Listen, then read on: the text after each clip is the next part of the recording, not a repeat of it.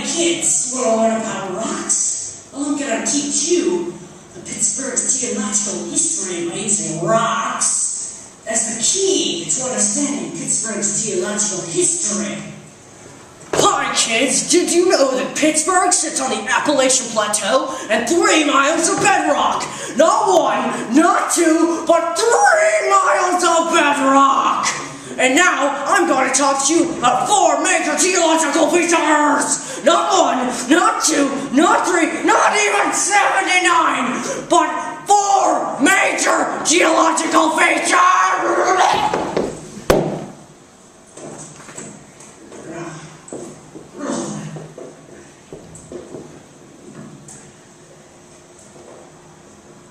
Hi, this is Afternoon Tea with Stormtroopers.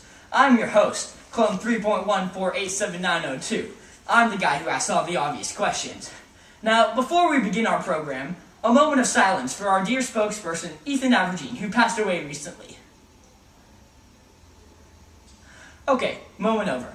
So, what do you know about geology? That's right, probably nothing. That's why today, I'm going to be talking to you about Pittsburgh's geology.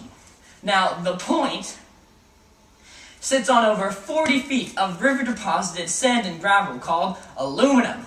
Not aluminum, alluvium. Alluvium. Now, that was deposited by glacial meltwaters.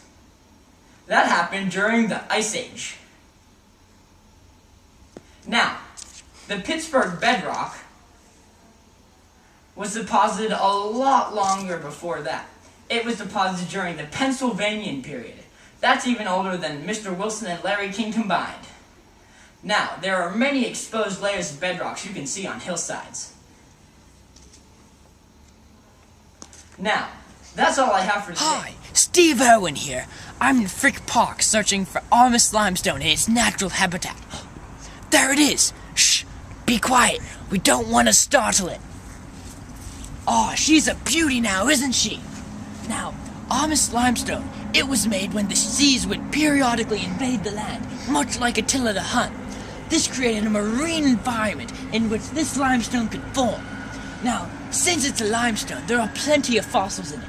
Some prominent fossils that can be found in Armis limestone are brachiopods and gastropods. That's all we have for this rock. Now, let's go find some others. Crikey! Do you know what that is? That's a Morgantown sandstone.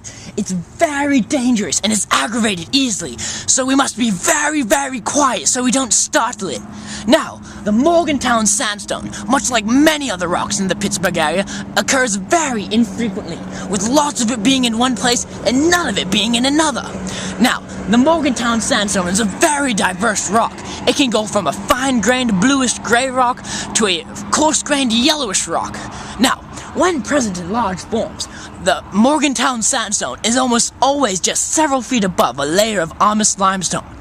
Oh, it's noticed us! Quick! I've got to subdue the beast!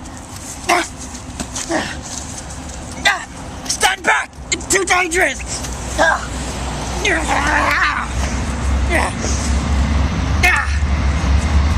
I think I've got it!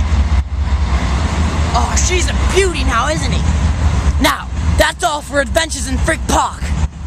So, Dr. Jehoshaphat, what can you tell me about the Pittsburgh coal seam?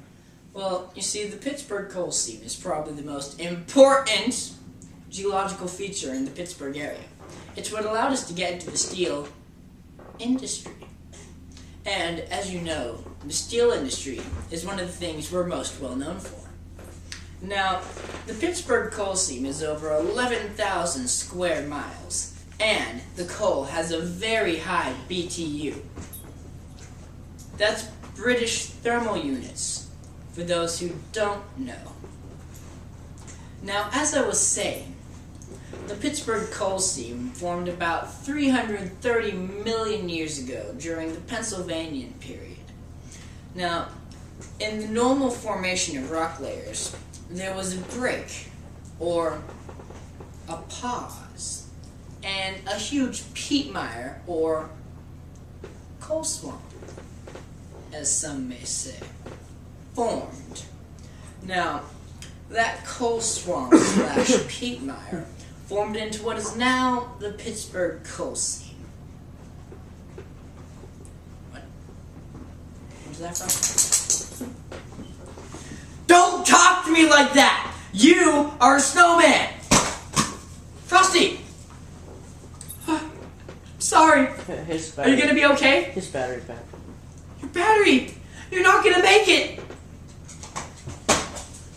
Well, thank you for this interesting talk, Mr. Jehoshaphat. And is that a moving Santa? Why, yes, it is. Hello, Americans. Welcome to Geology with Brits. As you can see here, this is the point. Now, the point is where early residents of Pittsburgh would get their water from wells sunken 50 to 70 feet below. The water in these wells was purified by sands and gravels. Now, the location of the supposed fourth river is here on the point. Now, there is no such thing as a fourth river. It is only an aquifer with sands and gravels that would purify the water underneath. Well, and as you can see here, this is simply a rock.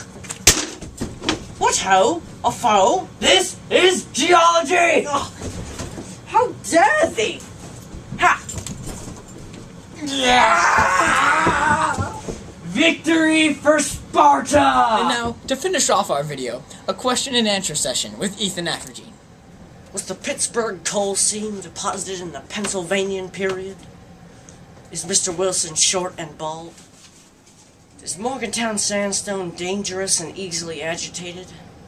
Does Mr. Stehauer make analogies that are completely irrelevant to the subject? So, proportions are kind of like salad.